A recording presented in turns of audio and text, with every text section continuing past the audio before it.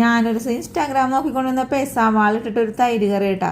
സവാള വഴറ്റിയിട്ടുമില്ല, വേവിച്ചിട്ടില്ല, ഒന്നുമില്ല. ഇത് നമ്മുടെ ബിരിയാണിക്ക് കൊടുക്കണ കച്ചമ്പറ പോലെ ഇരിക്കൂലേ.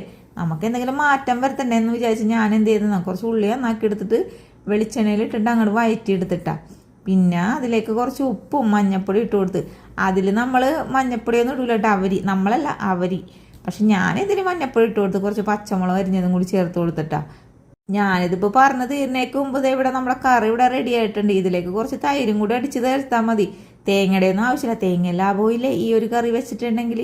അപ്പോൾ നമ്മളിതിൽ താളിപ്പ് നടത്താനായിട്ട് കുറച്ച് കടുകും അതേപോലെ തന്നെ കറിവേപ്പിലും വറ്റൽമുളക് ഇട്ട് ലേശം മുളക് ഇട്ട് താളിച്ച് വെച്ചിട്ട് ഇതില്ലേ ഒരു ഉണക്കമീൻ വറുത്തതുണ്ടെങ്കിലേ ഇതും കൂട്ടി അങ്ങനെ കഴിച്ചതിൻ്റെ പൊന്നോ പറഞ്ഞറിയിക്കാൻ പറ്റില്ല കേട്ടോ. അത്രയും ടേസ്റ്റാണ് ഈ ഒരു കറിക്ക്.